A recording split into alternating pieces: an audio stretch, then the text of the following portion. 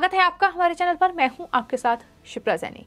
बांग्लादेश में हिंदुओं के नरसंहार पर बंगाल की मुख्यमंत्री ममता बनर्जी की चुप्पी से लेकर वकील प्रशांत भूषण का मुस्लिम कट्टरपंथियों के लिए बयान देखकर सोशल मीडिया यूजर्स का गुस्सा फूट पड़ा है। वहीं हिंदुओं पर जिस तरीके से बांग्लादेश में हमले हो रहे हैं उसकी रिपोर्ट पर अब अमेरिका ने चिंता जाहिर की है और इन तमाम हमलों की निंदा की है।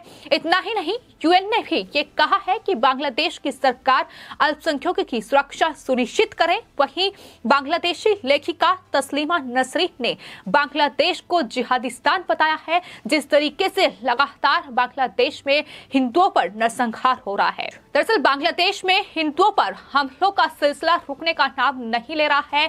13 अक्टूबर जब दुर्गा पूजा के दौरान नवरात्रि पंडालों पर हमले शुरू हुए, उसके बाद ये हमले लगातार हिंदुओं पर जारी हैं। इस्कॉन टेम्पल को निशाना बनाया गया है, वहां तोड़फोड़ की गई है, मूर्तियों को खंडित किया जा रहा है। लगातार जो हिंदू वहां हैं, रह रहे हैं, उन्हें निशाना बनाया जा रहा है। आपको बता दें, सबसे पहले मुस्लिम कट्टरपंथियों की भीड़ ने दुर्गा पूजा के पंडालों को ध्वस्त किया, मंदिरों को तोड़ा और अब हिंदुओं के घरों को जलाया जा रहा है। कई लोग बेघर हुए हैं, हिंदू महिलाओं के साथ बलात्कार किया जा रहा है। 1 दर्जन से हिंदुओं की हत्या वहां हो चुकी है, पुजारी को मौत के घाट उतार दिया गया है। तो ये लगातार कट्टरपंथियों की जो साजिश है वो बांग्लादेश में जारी है। लेकिन इस बीच जिस तरीके से इस पूरी घटना को लेकर बांग्लादेश में जो हिंदुओं पर नरसंहार हो रहा है, न सिर्फ दुनिया इसकी निंदा कर रही है बल्कि तमाम तरीके से इन तमाम घटनाओं की निंदा की जा रही है।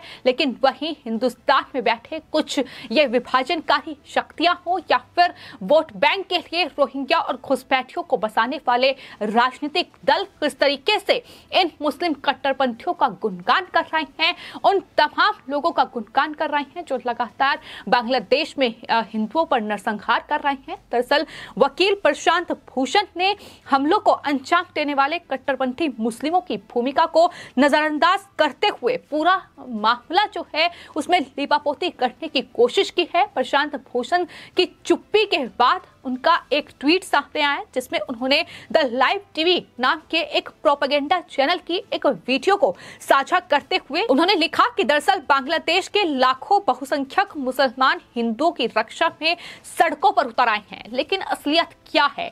दरअसल वहां जिस तरीके से हिंदुओं पर नरसंहार हो रहा है, जिस तरीके से इस्कॉन टेम्पल में तोड़फोड़ की गई है, जिस तरीके से वहां पुजारी को मारा गया है और तमाम हिंदुओं पर हिंदू महिलाएं हो उनके साथ उत्पीड़न किया जा रहा है, उसके विरोध में ये जो तमाम वहां पुजारी हैं, तमाम जो हिंदू वहां रह रहे हैं, वो दरअसल विरोध प्रदर्शन कर रहे थे और उसकी वो वीडियो थी जिसे प्रशांत भूषण ने साझा करते हुए इस पूरे मामले पर इस तरीके की लिपापोती करने की कोशिश की। लेकिन वहीं एक तरफ बांग्लादेश में इस तरीके का नरसंहार जारी है, लेकिन बांग्लादेश से सटा पश्चिम बंगाल जहां ममता बनर्जी मुख्यमंत्री हैं और लगातार पश्चिम बंगाल में भी इस तरीके की ही घटनाएं देखने को मिली है और सवाल शुरू से ही उठ रहे हैं कि दरअसल पश्चिम बंगाल में जो रोहिंग्या और घुसपैठिए रह रहे हैं, जो बांग्लादेश से ही आकर पश्चिम बंगाल में बसे हुए हैं, वो लगातार इस तरीके की घटनाओं को अंजाम दे रहे हैं। लेकिन आज ममता बनर्जी की चुप्पी बांग्लादेश की इन घटनाओं पर यह साबित कर रही है कि किस तरीके से वोट बैंक के लिए अभी भी पश्चिम बंगाल की मुख्यमंत्री चुप है। बांग्लादेश में लगातार हिंदुओं का नरसंहार हो रहा है, महिलाओं के साथ उत्पीड़न हो रहा है और इस तरीके से उन्हें मौत के घाट उतारा जा रहा है। लेकिन ममता बनर्जी चुप्पी साधे बैठी हुई हैं। जाहिर तौर पर वो बांग्लादेशी हिंदुओं को लेकर नहीं बोलेंगी क्योंकि उनका वोट बैंक वही है जो बांग्लादेश से रोहिंग्या और घुसपैठे आकर पश्चिम बंगाल में बसे हैं। तो लगातार ममता बनर्जी को जवाब भी दिया जा रहा है। लेकिन जिस तरीके से पश्चिम बंगाल में दरअसल एक तरफ शुभेंदु अधिकारी बीजेपी के नेता हैं जिनके नेतृत्व में बीजेपी के एक प्रतिनिधि मंडल कोलकाता में बांग्लादेश हाई कमीशन पहुंचे और उन्होंने वहां बातचीत की। शुभेंदु अधिकारी की ओर से ये साफ तौर पर कहा गया कि अगर बांग्लादेश में हालात नहीं सुधरे तो वो पेट्रोपोल सीमा पर प्रदर्शन करेंगे। लेकिन वहीं दूसरी ओर इस पूरी घटना को लेकर जो नरसंहार वहां हिंदुओं पर हो रहा है उसको लेकर जिस तरीके की चुप्पी टीएमसी और खासतौर पर बंगाल की मुख्यमंत्री ममता बनर्जी ने साथ रखी है। ये वही मुख्यमंत्री हैं जो दरअसल जब प्रधानमंत्री नरेंद्र मोदी बांग्लादेश की यात्रा पर जाते हैं तो ये उस पर सवाल खड़ा करती हैं। ये कहती हैं कि दरअसल वोट बैंक के लिए प्रधानमंत्री वहां जा रहे हैं, लेकिन आज बांग्लादेश में हिंदुओं पर नरसंहार हो रहा है। ममता बनर्जी चुप्पी साधे बैठी हुई हैं। वहीं कांग्रेस भी इस पूरी घटना को लेकर बेनकाब हो चुकी है। दरअसल जो कांग्रेस पार्टी लगातार सीए का विरोध कर रही थी, लगातार एनआरसी का विरोध उनकी तरफ से किया जा रहा था, लेकिन अब वही सीए के समर्थन में उतर आए हैं। सर, कांग्रेस नेता मिलिंद देवड़ा का ट्वीट सामने आया है जिसमें वो साफ तौर पर ये कह रहे हैं कि बंगाल में बढ़ती सांप्रदायिक हिंसा बेहद चिंताजनक है।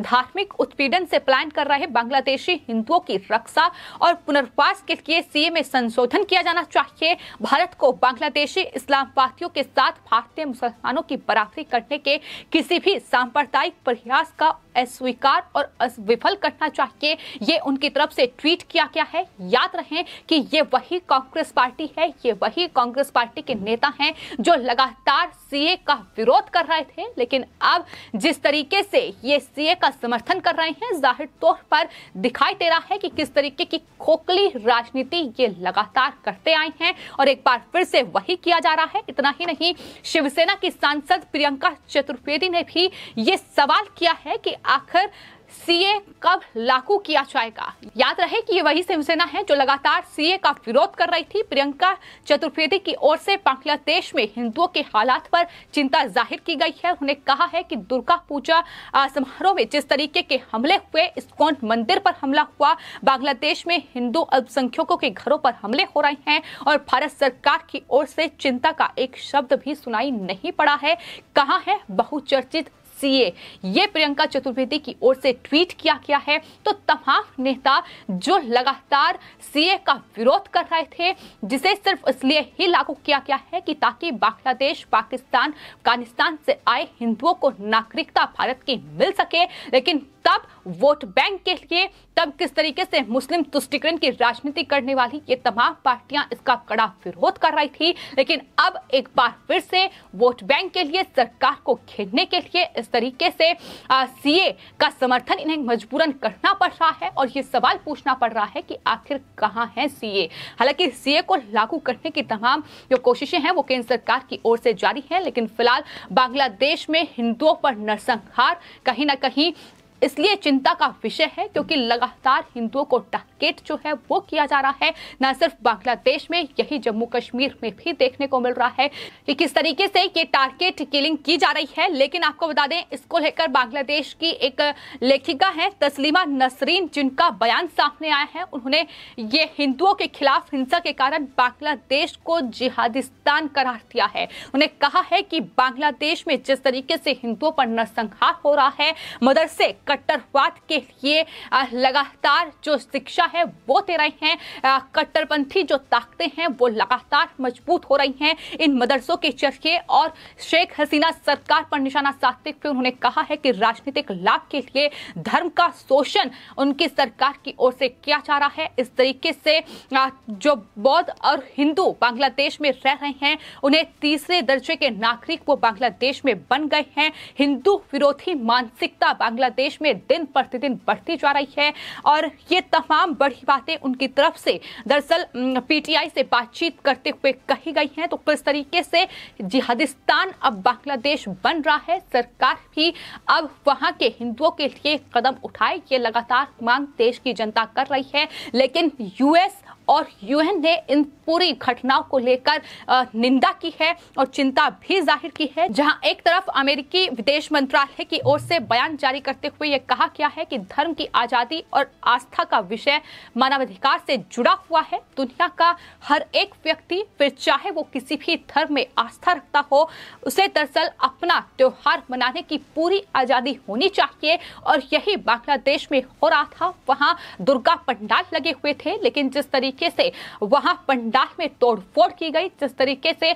मूर्तियों को तोड़ा गया और मंदिरों को एक तरीके से लूटा जा रहा है, ये लगातार घटनाएं हैं जो बांग्लादेश से सामने आ रही है। इस पर दरअसल अमेरिका ने ये साफ तौर पर कहा है कि बांग्लादेश में हिंदू समुदाय पर हाल ही में हुए घटनाओं की वो निंदा करते हैं। तो वहीं संयुक्त राष्ट्र ने बयान जारी करते हुए ये साफ तौर पर कहा है कि बांग्लादेश सरकार वहां जो अल्पसंख्यक रह रहे हैं उनकी सुरक्षा सुनिश्चित करे, ये अपील उनकी तरफ से की गई है। तमाम घटनाओं की निष्पक्ष जांच की जाए।